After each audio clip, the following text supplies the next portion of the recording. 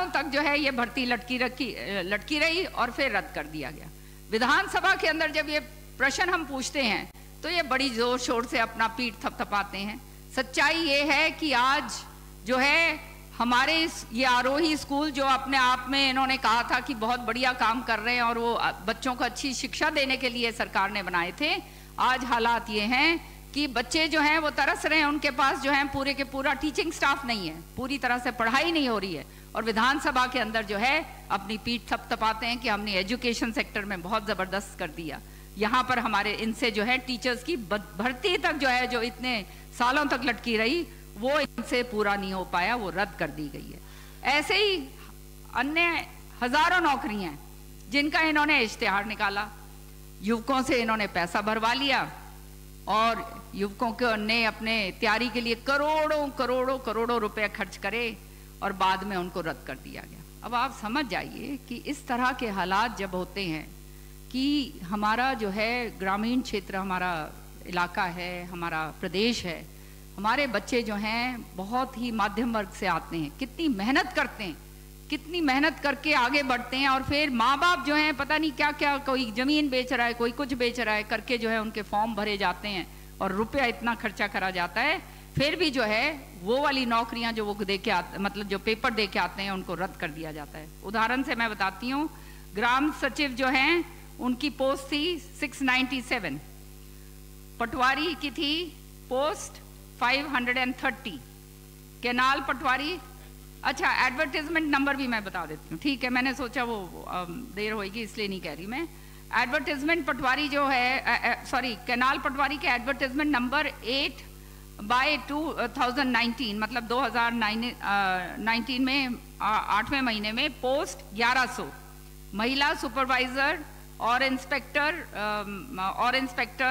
के जो है एडवर्टाइजमेंट नंबर है 15/2019, पोस्ट कितनी है 920।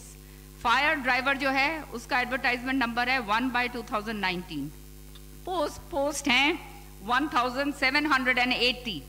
कृषि विभाग की पोस्ट की एडवर्टाइजमेंट नंबर 2/2020 जो हैं उसमें पोस्ट है 740, और जूनियर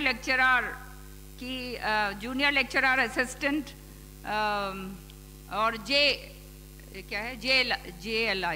JLI हाँ, एडवर्टाइजमेंट नंबर 11/2017, पोस्ट कितनी है इनकी 61। इसी तरह से PGT संस्कृत में जो है एडवर्टाइजमेंट नंबर है 4/2015, पोस्ट है 626। TGT संस्कृत की जो है एडवर्टाइजमेंट नंबर है 7/2015, पोस्ट है 664। इलेक्शन तहसीलदार जो है प्लस IIT के जो तहसीलदार हैं उनके एडवर्टाइजमेंट नंबर 1/2020, और पोस्ट इनकी जो है आप जानते हो इनकी पोस्ट है 664। पहले तो पेपर लीक हुआ, फिर दोबारा इन सारी पोस्टों के लिए एग्जाम दिलवाया गया और 17 जून 2022 को आनन फनन में रिजल्ट इन्होंने निकाला गया। तो हालात जो हैं आज सारे के सारे स्पष्ट तरीके से आपके सामने। और 2 दिसंबर 2022 को PGT और TGT श्रेणी में 2069 अध्यापकों की भर्ती करी गई। अब उन सबको बगैर कारण बताए खारिज कर दिया गया। वो दर बदर की ठोकरें खा रहे हैं, जगह जगह अपनी दरखास्त लेकर पहुंचते हैं कि जी हमारा क्या होगा, हमारे को जो है भर्ती करा गया और हमारे को बाहर निकाल दिया गया। अब कह रहे हैं कौशल रोजगार योजना के अंदर इनको कच्चा जो है वो उनको दे देंगे। तो इस तरह की जाति जो है जो हमारे युवकों के साथ हुई है, ये पूरी तरह से ऐसी अनदेखी कभी भी इस प्रदेश के अंदर नहीं हुई।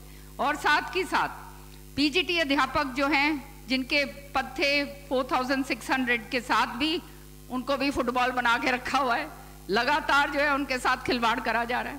साल 2019 में PGT अध्यापकों की पोस्ट HSSC के माध्यम से निकाली गई थी, बाद में उसी भर्ती प्रक्रिया को कैंसिल करके साल 2022 में HPSC में ट्रांसफर कर दी।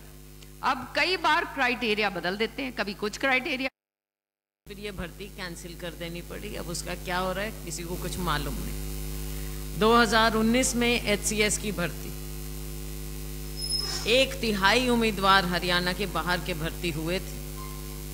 2021 में SDO के 180 पदों में, हरियाणा के 180 में केवल और केवल 22 हरियाणा के युवाओं की भर्ती हुई और ये भी फिर कैंसिल किया गया। 19 में असिस्टेंट प्रोफेसर पॉलिटिकल साइंस की भर्ती में 18 में से 11 उम्मीदवार बाहर के थे। एग्रीकल्चर डेवलपमेंट ऑफिसर की जनरल कैटेगरी के 23 पदों में से 16 बाहर के थे। 2021 में टेक्निकल एजुकेशन लेक्चरर के पदों में जनरल कैटेगरी में 157 पदों में से 106 बाहर के लोगों की नियुक्ति हुई। साथियों, हरियाणा केवल एक ऐसा प्रांत है कि हम इतना ज़्यादा नेशनल इंटीग्रेशन में विश्वास रखते हैं कि यहाँ स्टाफ नर्स और वेटनरी की पोस्ट के लिए ना तो हरियाणा नर्सिंग रजिस्ट्रेशन काउंसिल और ना हरियाणा वेटनरी रजिस्ट्रेशन काउंसिल का पंजीकरण अनिवार्य है। और स्टेटों में है कि उनके स्टेट रजिस्ट्रेशन काउंसिल में पंजीकरण अनिवार्य होता है और तभी उनके यहाँ उनकी स्टेट में वो भर्ती के लिए अप्लाई करते हैं, उनकी नियुक्ति होती है। हरियाणा में ऐसा कुछ नहीं है कि यहाँ के लोग यहाँ पर नौकरी पा सकें, यहाँ की एजुकेशन प्राप्त करके यहाँ की नौकरी पा सकें। हाँ, बाहर पंजीकरण, दूसरे राज्यों के पंजीकरण से आप आओ और यहाँ पर नौकरी पाओ। इतना खुला दिल है यहाँ की सरकार का कि अपने लोग तो नज़र आते नहीं, अपने कहते हैं, कहावत है, दिए तो ले अंधेरा। तो हमारे यहाँ के लोगों को, युवाओं को कुछ मिलना नहीं। साथियों, आज के दिन भविष्य युवाओं के हाथ में ही होता है। हमारे राज्य में युवाओं का क्या भविष्य है? केवल अंधकार ही अंधकार है। राहुल जी ने इन बातों पर ध्यान डाला, बेरोजगारों की आवाज़ उठाई, गरीबों की आवाज़ उठाई। देश भर में उन्होंने पद यात्रा की, 3500 किलोमीटर से ज़्यादा। हम सभी लोग उसमें शामिल हुए और आपने देखा कि एक ऐसा ऐतिहासिक वो यात्रा हुई कि हरियाणा में युवाओं में एक नई ऊर्जा आई। तो अब इस ऊर्जा का इस्तेमाल हमने करना है, हरियाणा के युवाओं ने करना है। ये जो भाजपा जजपा की सरकार है, ये अपना मत खो चुकी है। इनके नारों की तरह इनकी हर बात खोखली है।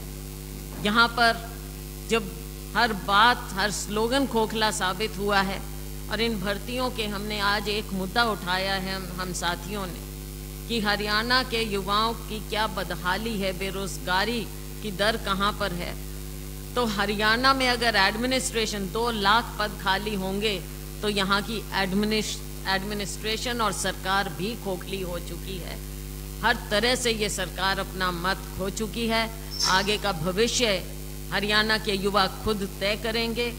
इस सरकार का तख्ता पलटकर ये सरकार अपना मत खो चुकी। आने वाला भविष्य हरियाणा के युवाओं के हाथ में है।